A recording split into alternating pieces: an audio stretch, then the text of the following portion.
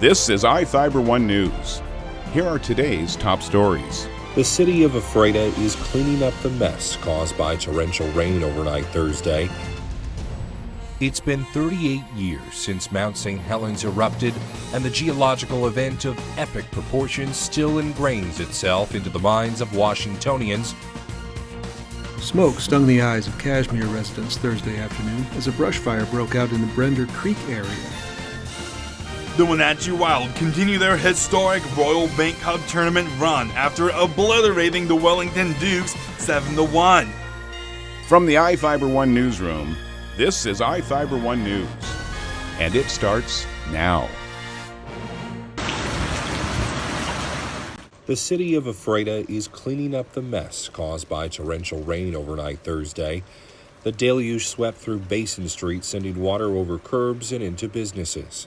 Nearly a half an inch of rain fell, which is a lot for an area that only gets 8 inches of rain per year. City officials in nearly all departments helped sandbag businesses, slow down traffic, and ensure that no manhole cover was loose. Kelly Moore owns nearly a dozen buildings in town and ventured out to see what the torrent was doing to his buildings. I came down last night to take a look at what was going on downtown, and it was pretty much a lake downtown. And so I surveyed some of the properties, did a little bit of a damage control as best I could, but the water was so deep in places that I couldn't even see where the curbs were and things, so there wasn't much that could even be done at the time. It was a little bit overwhelming. I actually walked away a little bit shell-shocked, like, oh my gosh, what am I going to do tomorrow? Most damage was confined to floors where carpet was soaked and vinyl buckled. The brunt of the damage was seen at the Department of Corrections building, where a portion of the ceiling collapsed due to standing water. The city and businesses are still estimating the total cost of the damage. I'm Sean Goggins for iFIBER 1 News. This segment is brought to you by Change doesn't have to be complicated. With a low-profile microwave hood combination that's ready to install right out of the box. It fits in the same space as your under-cabinet hood, so you can get your microwave off the countertop and make space for the routines worth keeping. The low-profile microwave hood combination from the #1 selling appliance brand in the USA. Whirlpool Appliances, now available at more furniture in Ephrata. It's been 38 years since Mount St. Helens erupted, and the geological event of epic proportions still ingrains itself into the minds of Washingtonians on both sides of the mountains. Born and raised in Ephrata, Monica Bergerman remembers that day well. It was actually just a beautiful sunny day, blue skies. We went to church early that morning, and we were playing outside, and we noticed these billowing clouds that reminded us, honestly, of atomic clouds. Ran in, told my mom, she turned on the radio, learned that Mount St. Helens had erupted, and we were supposed to go inside. We actually wanted to play in it. It came down like streaks of rain and poofed on the ground. It was dark for 3 days. No more school. They canceled it for the year that day until the following fall. Terry Moncrief of Ephrata also recalled the day she saw the ominous skies arrive. The darkness that came across, though, was unbelievable. The darkness, the eerie feeling that we all had, just not really sure what was going on. Moncrief says the way the community rallied to help one another was surreal to see. What I remember is the community came together tremendously. Everybody helping one another, getting shoveled out, getting their cars in order, trying to hose things off. It was a really big deal in our community, really big deal. At the Grant County International Airport near Moses Lake, David Bailey was the operations manager at the time the mountain blew. Bailey says dealing with all the ash was the ultimate challenge when the airport was forced to close for 6 weeks. We had so much ash here. I mean, when you take a look at all of our hard surface areas here, 5 runways, all the apron areas, I think we buried about 19 million pounds of it here on the airport.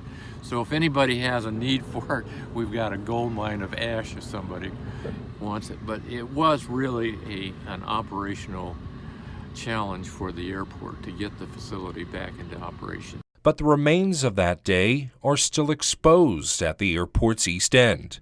The ashy parcel you see is over 8 inches deep.